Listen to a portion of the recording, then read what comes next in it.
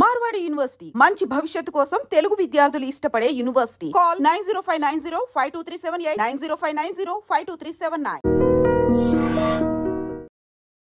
Hi friends, I am Shashank Paloju, motivational trainer and mind coach. ఈ రోజుల్లో ఎక్కడ విన్నా మత్తు పేపర్లో చూసిన మత్తు, టీవీలో చూసిన మత్తు, ఫ్రెండ్స్ దగ్గర పోయిన మత్తు, ఎక్కడ పోయినా మత్తు అండి. ఈ మత్తు మార్గద్రవ్యాలు ఇవన్నీ కూడా డ్రగ్స్ ఇవన్నీ కూడా ఒకే కోవకు వస్తున్నవి. అది అసలు ఎందుకు వస్తుంది ఏంటి అనేదానికి కూడా సరిగ్గా రీజన్ లేదండి. కానీ చాలామంది కూడా దానివల్ల జీవితాలు నాశనం చేసుకుంటున్నారు. ఒక లైవ్ ఎగ్జాంపుల్ అండి. ఒక ఇద్దరు యువకులు 16-17 ఏళ్ల వాళ్ళ వయసులో ఇద్దరు కలిసి బ్రహ్మాండంగా క్రికెట్ ఆడేవాళ్ళు. అండర్ 19లోకి వచ్చేస్తే క్రికెట్ అంటే వాళ్ళిద్దరి పేరే వినపడేది, అన్ని మిగతా దేశాలు షేక్ అయిపోయేవి. అలాంటి ఇద్దరు మిత్రులు బాగా క్రికెట్ ఆడేవాళ్ళు, ఇద్దరు మంచి బ్యాట్స్మెన్ పేరు ఉంది, మెల్లమెల్లగా పెరుగుతూ వచ్చారు. ఆ తర్వాత ఇండియా టీంలో కూడా ఆడినరు, అద్భుతాలు సృష్టించారు వాళ్ళు. ఆ అద్భుతాలు సృష్టించినా కానీ ఒక అతను నెగిటివ్ ఇంపాక్ట్తోని డ్రగ్స్కి అలవాటు పడిపోయి వెనక పడిపోయాడు. ఒక అతను పద్మవిభూషణ్ అవార్డు వరకు కూడా వచ్చాడు. వాళ్ళిద్దరు ఎవరు కాదు, మీకు తెలిసిన వాళ్ళే, సచిన్ టెండూల్కర్ అండ్ వినోద్ కాంబ్లీ. వినోద్ కాంబ్లీలో జరిగింది ఏంటంటే ఆయన వచ్చిన సంతోషాన్ని, వచ్చిన విజయాలని దాన్ని మత్తుగా అలవాటు పడిపోయాడు.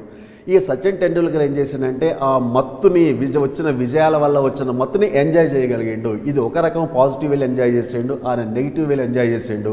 ఇప్పుడు వినోద్ కాంబ్లీ అంటే ఈ రోజుల్లో ఎవరికి తెలియదండి, ఆయన అంతా వెనకబడిపోయినాను. ఈవెన్ చిన్న దేశవాళీ క్రికెట్ ఆడడానికి కూడా ఎవరు తీసుకోలేని స్టేజ్కి వచ్చేసాడు. దానికి ఓన్లీ రీజన్ ఏంటంటే డ్రగ్స్కి అలవాటు పడిపోయాడు అనమాట.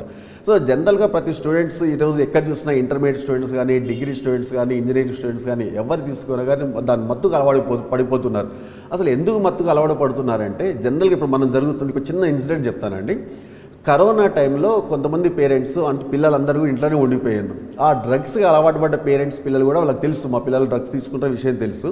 వాళ్ళు ఇంట్లో కరోనా నుంచి రూమ్లో నుంచి బయటికి రాకుండా ఇంట్లోనే ఉండడం వల్ల వాళ్ళ ఆరోగ్యం చాలా బాగుపడింది. దానికి రీజన్ ఏంటంటే ఆ పిల్లలు తల్లిదండ్రులకి వాళ్ళకి దగ్గర అయిపోయి మనసులు ఓపెన్ చేసుకొని వేరే మాట్లాడే అవకాశం లేక వాళ్ళ గురించి వాళ్ళ ఫ్యామిలీ గురించి మాట్లాడుకున్నారు. ఇప్పుడున్న సిచ్యువేషన్లో ఏంటంటే తల్లిదండ్రి అందరూ కూడా ఎంప్లాయీస్ అయిపోయినారు, ఉదయం పోతే మళ్ళీ సాయంత్రం వచ్చేవాళ్ళు అయిపోయినారు. వాళ్ళ పిల్లలకి వాళ్ళు ఏం చేస్తున్నారు, ఎలాంటి పరిస్థితులు పెరుగుతున్నారో తెలుసుకునే అవకాశం లేకుండా పోయింది. ఇప్పుడు వాళ్ళు ఏంటంటే మీరు ఎవరైనా కొంచెం ప్రేమ చూపెట్టండి పిల్లల మీద, వాళ్ళ మత్తుకు అలవాటు అంటే జస్ట్ చెడుదారిలో పట్టకుండా వాళ్ళ కంట్రోల్ చేసుకుంటారు. ఇంకొకటి వాళ్ళకు బాధ్యత నేర్పండి. ప్రతి చిన్న పనిని కూడా మేము చేస్తలే, నువ్వు వెళ్ళిపోరా, నువ్వు చేస్తలే వెళ్ళిపోమని చెప్తున్నాం మనం. ఈవెన్ అట్లీస్ట్ తిన్న ప్లేట్ కడడానికి కూడా మనం ఇష్టపడట్లేదు, వాటి మన పిల్లలతో చేయించడానికి మనం ఇష్టపడటం లేదు. ఎందుకంటే అమ్మో మా పిల్లలు కష్టపడిపోతారని ఒక భయం ఉంది. అంటే ఇలాంటి తేడాల వల్ల, ఇలాంటి పరిస్థితుల వల్ల ఏమవుతుందంటే వాళ్ళకి బరువు, బాధ్యత, కుటుంబంతో అటాచ్మెంట్ ఇవి లేకుండా పోతుందన్నమాట. ఇవి వదిలిపెట్టడం వల్ల బయట వాళ్ళు ఎవరైనా చిన్న ఎంకరేజ్మెంట్ ఇచ్చినా కానీ అరే ఒక్కసారి ట్రై చేసి చూడ, చాలా బాగుంటుంది, చాలా ఆనందం వస్తుంది ఒక మాట అన్నారనుకోండి, దానివల్ల వాళ్ళు దానికి అలవాటు పడిపోతున్నారు. దాన్ని తేరుకోవడం కోసం చాలా కష్టం అవుతుంది అన్నమాట. తేరుకోలేకపోతున్నారు వాళ్ళు, ఇంకా దాంట్లో అలవాటు పడిపోయి. అందుకే అట్లాంటి వాళ్ళకి ఏమో ప్రేమ, అభిమానాలు చాలా ఎక్కువ కావాలి, నేనున్నాను నీ వెంట అనే ధైర్యం ఇచ్చేవాళ్ళు కావాలి. అలాంటి వాళ్ళు మత్తులకు అలవాటు పడకుండా ఉంటారు. జనరల్గా ఈ అలవాటు అనేది ఎట్లుంటుందంటే ఒక అలవాటు చేసుకునేటప్పుడు ఒకదాన్ని మనం ప్రాక్టీస్ చేస్తున్నప్పుడు ప్రతి దానికి, ప్రతి ఆలోచనకి మన మనసులో ఒక న్యూరాన్స్ ఉంటాయండి. మనం చేస్తున్న ప్రతి ఆలోచన ఒక న్యూరాన్ వెళ్ళి ఇంకొక న్యూరాన్తో టచ్ అవుతుంది. అయినప్పుడు ఏమవుతుంటే చిన్న క్లాష్ వస్తుంది, కరెంట్ లాగా ఒక చిన్న స్పార్క్ వస్తుంది. ఆ స్పార్క్ని ఏమంటారంటే అక్కడ న్యూరాన్ ఫైర్ అయింది అంటుంటారు. సో ఈ న్యూరాన్ ఫైర్ అయినప్పుడు చాలా ఇదే ఆలోచన రిపీటెడ్గా చేయడం వల్ల ఈ ఫైర్ అనే న్యూరాన్స్ ఏమవుతాయంటే అది టై అవుతాయి, అవి ఒక వైర్ లాగా తయారవుతుంది. అంటే న్యూరాన్స్ ఫైర్ అవుతాయి, ఆ తర్వాత అవి వైర్ అయిపోతాయి. ఆ వైర్ అయిన తర్వాత ఎక్కువ రోజులు అదే అలవాటుగా చేసుకుంటూ పోయినాం అనుకోండి, అది ఒక స్ట్రాంగ్ వైర్గా బాండ్ ఫామ్ చేసుకుంటుంది.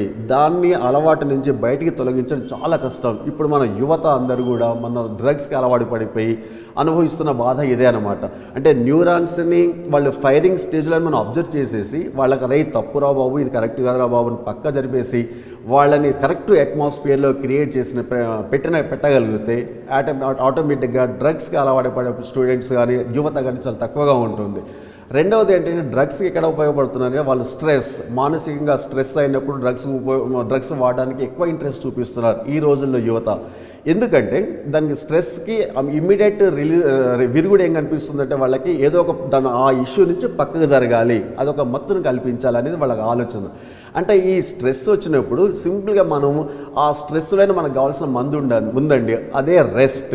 స్ట్రెస్ నుంచి రెస్ట్ తీసుకున్నారనుకోండి, ఆటోమేటిక్గా ఇలాంటి వాటి గురించి వెళ్ళడం కోసం పక్క దొరుకుతుంది. అంటే డ్రగ్స్ వాడాలి లేదా డ్రగ్స్ ఉన్న ఫ్రెండ్స్ నుంచి ఫ్రెండ్షిప్ చేసుకోవాలి అనే ఆలోచన లేకుండా పోతుంది. కాబట్టి ఫ్రెండ్స్ ఒక్కసారి మీరు ఆలోచించండి, మీకు అవసరం ఉండి డ్రగ్స్ వాడకండి, అవసరం లేకుండా డ్రగ్స్ వాడకండి. ఫ్రెండ్స్తో డ్రగ్స్ వాడడం అనేది మిమ్మల్ని, మీ కుటుంబాన్ని, మీ మీద ఆధారపడి ఉన్న వాళ్ళందరినీ కూడా కొలాప్స్ చేస్తుంది. దానివల్ల మీ సొసైటీకి మీరు ఒక చీడ పురుగులాగా తయారవుతారు. మీకు ఇచ్చే రెస్పెక్ట్ జీరో ఉంటుంది. మీ ఒక్కలే కాదు, మీ ఫ్యామిలీకి ఇచ్చే రెస్పెక్ట్ సున్నా. ఏ రెస్పెక్ట్ ఇవ్వకుండా పోతుంది సొసైటీ. కాబట్టి డ్రగ్స్కు దూరంగా ఉండండి. రీహాబిలిటేషన్ గురించి అవసరం లేకుండా చూసుకోండి మీరు.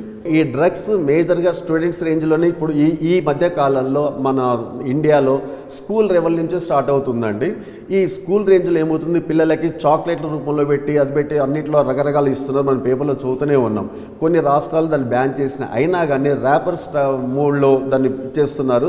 అది పిల్లలు అలవాటు చేసుకుంటాను. దయచేసి పేరెంట్స్ మీరందరూ కూడా మీ పిల్లలకి కొంత టైం కేటాయించండి. మీరు వచ్చి ప్రతిరోజు మీ ఇంట్లోకి వచ్చి ఆఫీస్ నుంచో లేకపోతే మీ వర్క్ ప్లేస్ నుంచో ఇంటికి వచ్చిన తర్వాత ఒక 5 minutes లేదా 10 minutes అసలు ఆ రోజు వాడు పిల్లవాడు ఏం చేశాడు, ఏం చేస్తున్నాడు, వాళ్ళకు కొంత ప్రేమ చూపెట్టండి, వాళ్ళకు ఒక అభిమానాన్ని ఇవ్వండి. మేము ఉన్నాము నీకు ఒక ధైర్యాన్ని ఇవ్వండి. వాళ్ళు ఎలాంటి పరిస్థితుల్లో కూడా చెడదారులకు వెళ్ళరు. ఎప్పుడు మిమ్మల్ని మీ అభిమానాన్ని పంచుకుంటూ ఉంటారు. డ్రగ్స్ అనే వాటి దగ్గరికి రానివారు వాళ్ళు.